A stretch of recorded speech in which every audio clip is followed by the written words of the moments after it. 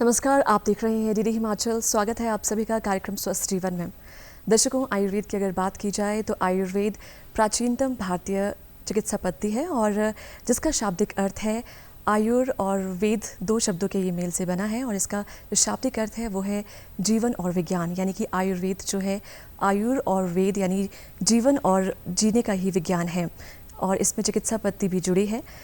आज कार्यक्रम में हम बात करने जा रहे हैं आयुर्वेद और ऋतुचर्या की। इस विषय से संबंधित जानकारी देने के लिए हमारे साथ खास मेहमान स्टूडियो में मौजूद हैं और इनका स्वागत करते हैं। हमारे साथ स्टूडियो में आज मौजूद हैं डॉक्टर हितांशु मांटा जी, जो कि आयुर्वेदिक डॉक्टर हैं और बतौर state program officer NHM Himachal में अपनी सेवाएं दे रहे हैं। स्वागत है मैम आपका। हाँ, रुचिका जी, प्रोग्राम में आमंत्रित करने के लिए आपका बहुत बहुत धन्यवाद जी। सबसे पहले डॉक्टर साहब आपसे यही जानना चाहेंगे, जब हम बात करें आयुर्वेद की, आयुर्वेद क्या है और इसका अगर हम मनुष्य की बात करें तो इसका मनुष्य के जीवन में क्या महत्व है? देखिए, आयुर्वेद जैसा कि आपने अभी हमें बताया कि एक आयु का ज्ञान है जी। यानी हितकर आयु अहितकर आयु क्या होती है। जैसे कि आयुर्वेद में हम कह सकते हैं हिता हितम सुखम दुखम सहिता हितम मानम च तच यत्रोत्तम आयुर्वेद स उच्यते। यानी जिस आयु का हमें हितकर आयु अहितकर आयु का जिस वेद से ज्ञान होता है वही हमारा आयुर्वेद है।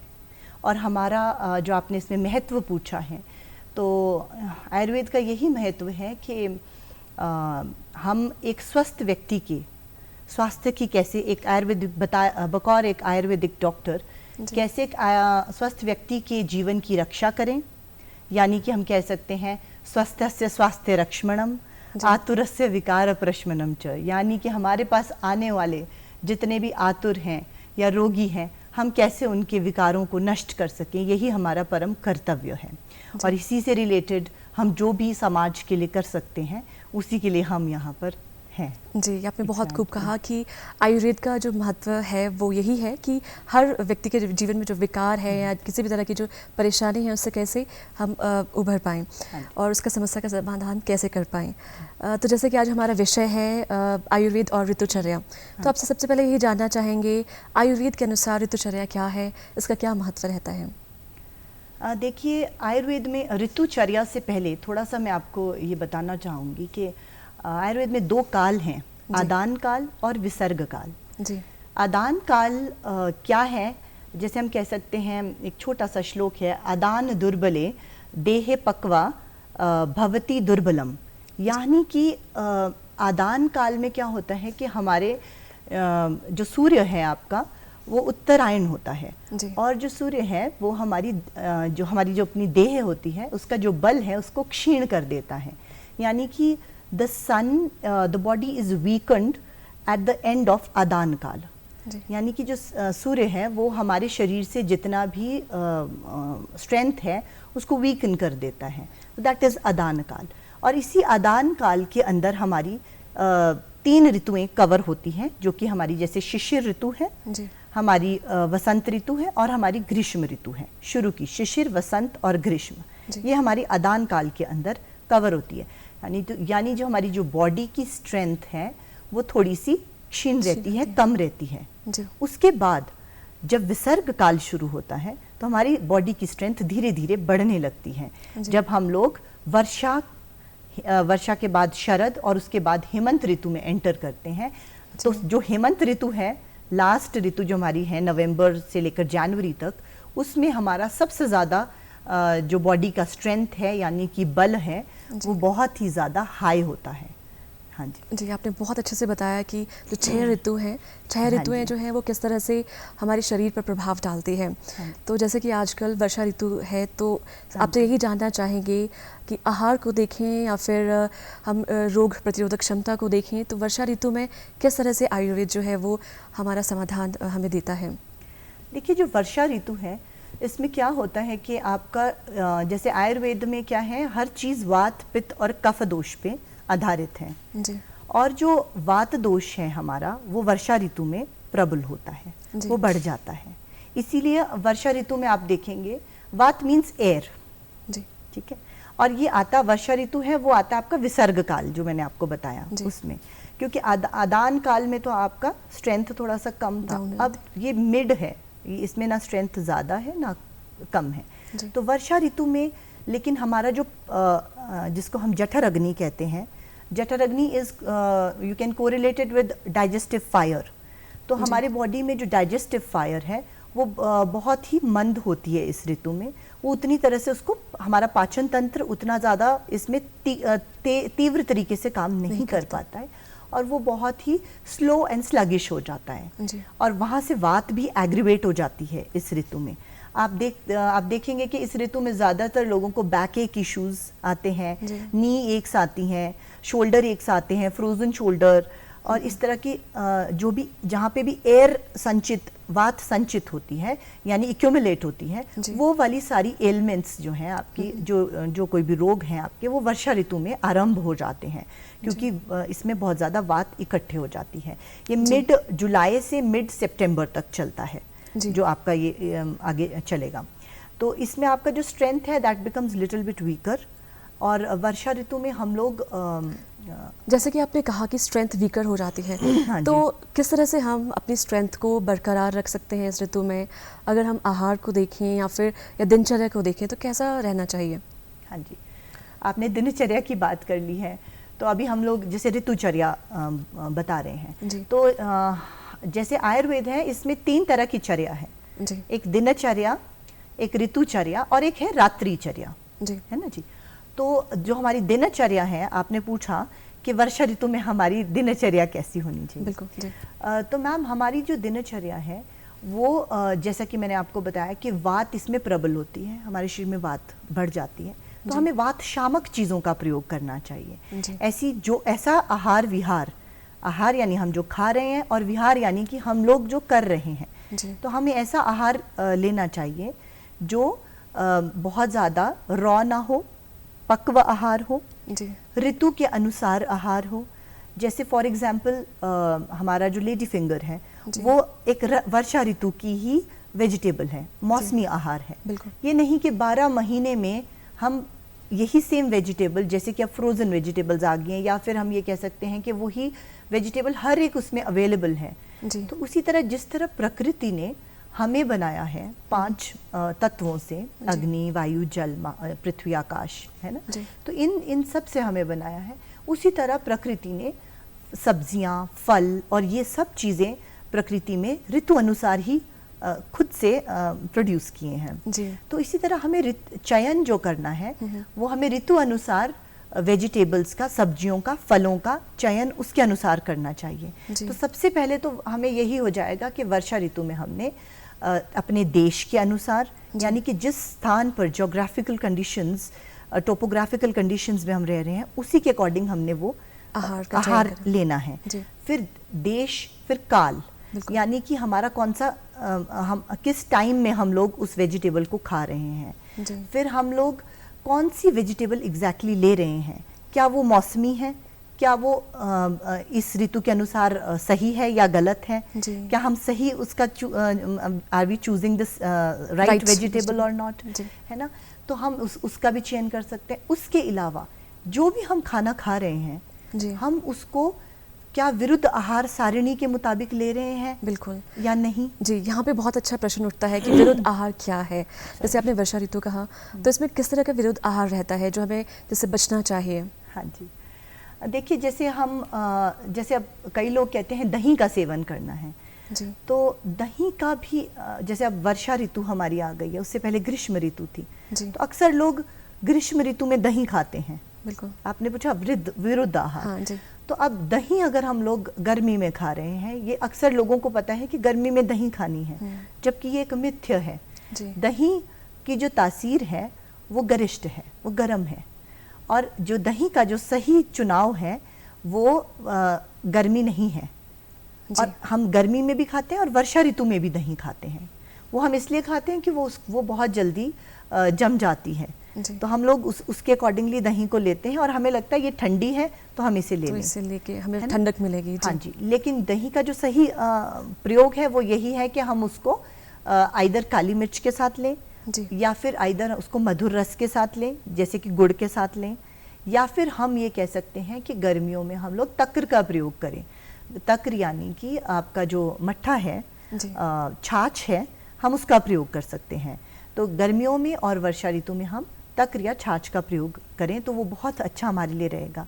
उसी तरह विरुद्ध आहार में जैसे कि हम लोग गर्मियों में अगर मांस का अत्यधिक सेवन कर रहे हैं, मीट प्रोडक्ट्स का सेवन कर रहे हैं, या फिर हम फिश का, मछली का सेवन कर रहे हैं, तो वो भी आयुर्वेद के अनुसार इट इज़ कॉन्ट्राइंडिकेट, बिकॉज ये वाला जो आपका आहार है, आपका जो भी नॉन वेजिटेरियन है, ये आपका सर्दियों में यानी कि आपकी हेमंत ऋतु में लेने का बताया है।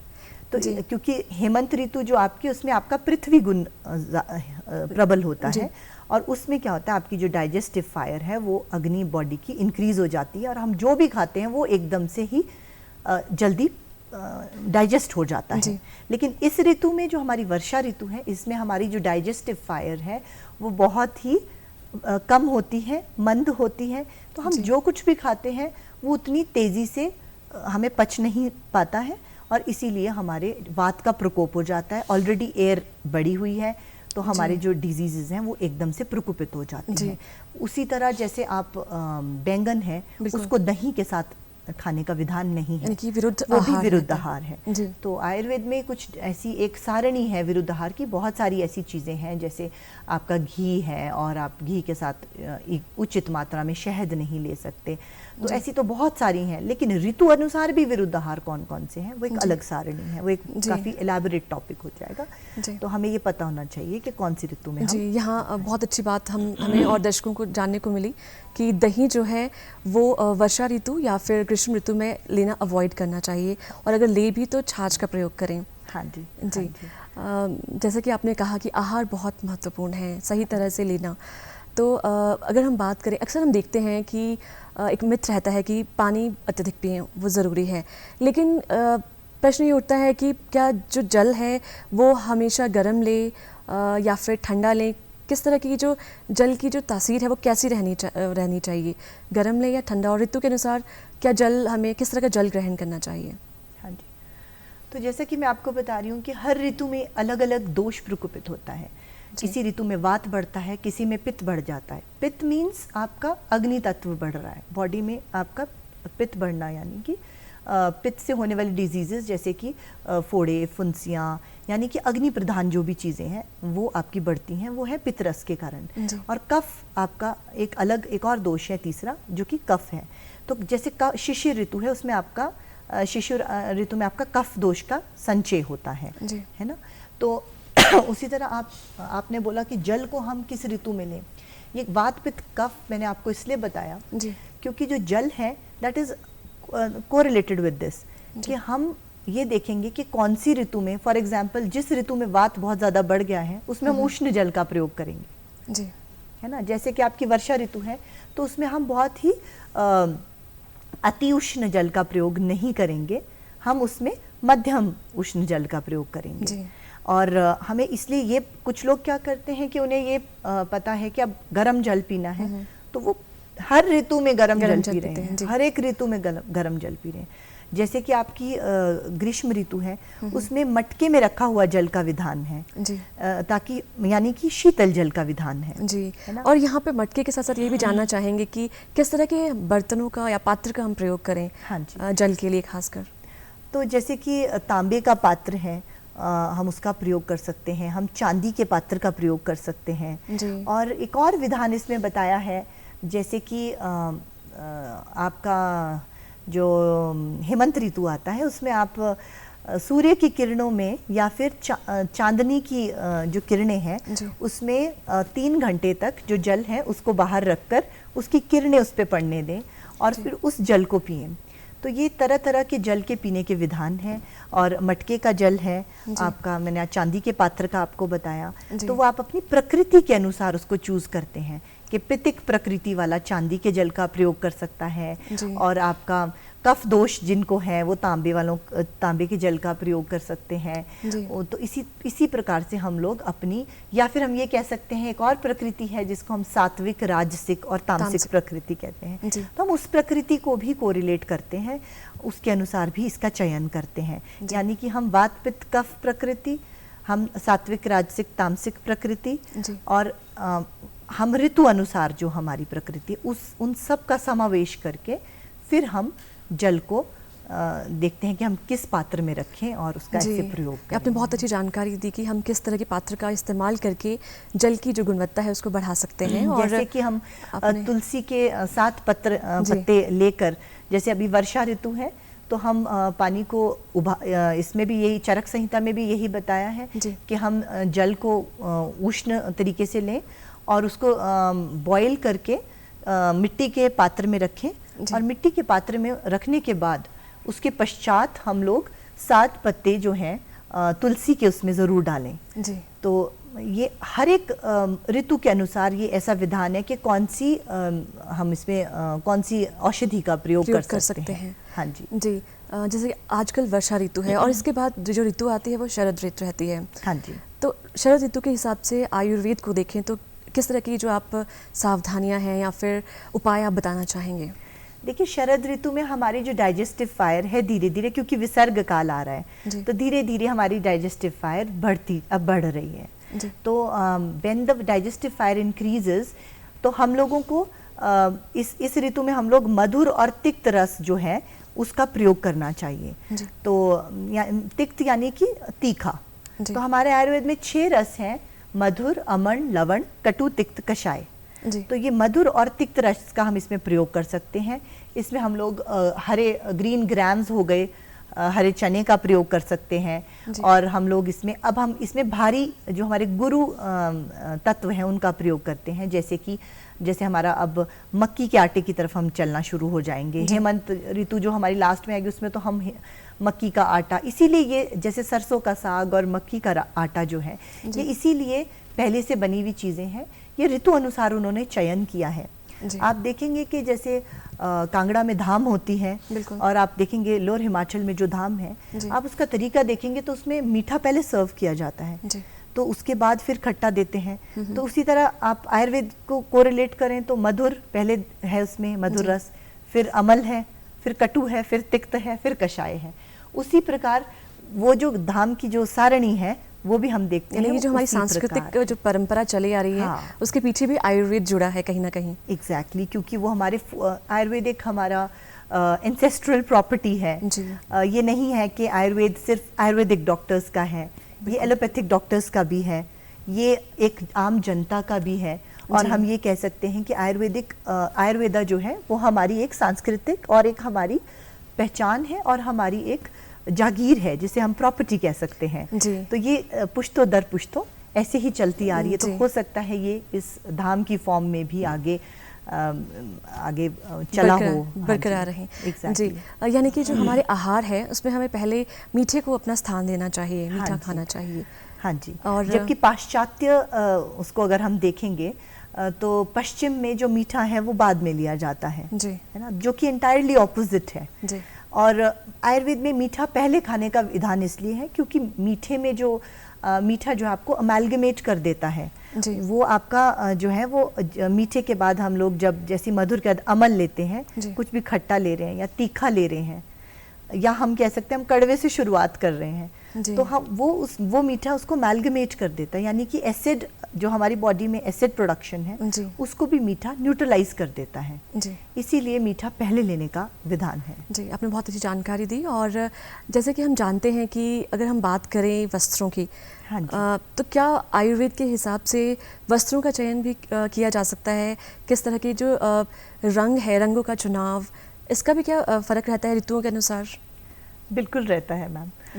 देखिए, जैसे कि हमारी ये भी काफ़ी इलेबोरेट टॉपिक हो जाएगा। जैसे कि हमारी शीतकाल है, जैसे कि हेमंत ऋतु वाला जो हमारा काल चलता आ रहा है, शरद ऋतु, हेमंत ऋतु, इसमें अक्सर हमें रेड कलर्स का चयन करना चाहिए, क्योंकि जो हमारा रेड कलर्स है, red pacifies the water in our body, वो वात को हमारे पैसिफाई करता है। और वात को पैसिफाई करने, क्योंकि वात हमारा एग्रीवेट हुआ होता है, तो उसको जब पैसिफाई करेगा तो रेड जो कलर है वो हमारी बॉडी पे बहुत ही एक अच्छा सकारात्मक प्रभाव डालता है। उसी तरह हमारा जो उष्ण, हम ये कह सकते हैं कि ब्राउनिश कलर है, वो हमारे उष्ण तत्व को कम करता है, गर्मी को कम करता है। जबकि हम कहते हैं कि जो हमारी गर्मी की ऋतु है उसमें हमें वाइट कलर्स का चयन करना चाहिए। नो डाउट कि जो गर्मी की ऋतु है उसमें वाइट कलर्स जो हैं वो उसमें गर्मी नहीं लगती है और कई साइंटिफिक रीजंस हैं उसके। लेकिन आयुर्वेद में क्या है कि वर्षा ऋतु में ये जो आपका वाइट कलर है उसको पहनने का विधान है। जी, बहुत अच्छी बात आपने बताई। क्योंकि जो वाइट कलर है ये आपका पैसिफाई करता है वात को भी और हर तरह के दोष को पैसिफाई करता है मैम। यानी कि ये कहीं ना कहीं हमारे स्वास्थ्य से भी जुड़ा है। बिल्कुल मैम। उसी तरह येलो कलर है मैम, तो जिनको कॉन्स्टिपेशन रहती है, कब्ज का प्रॉब्लम रहता है, तो आयुर्वेद उनको हम लोग प्रेफर करते हैं कि येलो को आप ना चूज करें, है ना। उसी तरह आपका ऑरेंज है, वो स्टिमुलेट करता है आपका ऑक्सीजनेशन को। उसी तरह आपका ब्लू कलर है मैम, तो it comes and induces the sleep, है ना। और उसी तरह आपका रेड तो मैं आपको बता चुकी हूँ, तो वो आपको, यानी कि रंगों का चुनाव करते समय भी हमें सावधानी बरतनी चाहिए आयुर्वेद के अनुसार। जी, जैसे कि हम देखते हैं कि दवाइयों की अगर बात करें, आयुर्वेद दवाइयों का बहुत प्रचलन रहता है और जो लोग हैं, आम जनमानस है, कई बार वो बिना ज्ञान के ही दवाइयाँ या फिर घरेलू उपचार या किस तरह की जड़ी बूटियों का इस्तेमाल करते रहते हैं। तो कितना ये उचित है और क्या सही जानकारी या डॉक्टर के पास जाना ज़रूरी है? हाँ जी मैम, ये मैम आपने बहुत ही अच्छा प्रश्न किया है और जो मैं समझती हूँ इसका ज्ञान एक जन जन को होना चाहिए।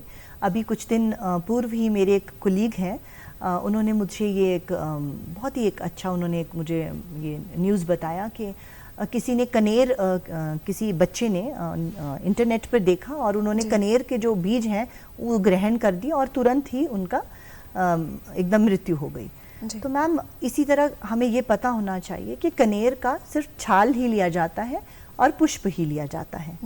तो उसी तरह हमारा और भी ऐसे बहुत सारी चीज़ें हैं, आयुर्वेद में बहुत सारी ऐसी ड्रग्स हैं, जैसे कि हमारा अर्क है, आक है, तो उसका हम लोग, उसमें वो क्षीरी वृक्ष है, उसमें दुग्ध निकलता है, तो क्षीरी वृक्षों का हमें कैसे प्रयोग करना चाहिए, है ना।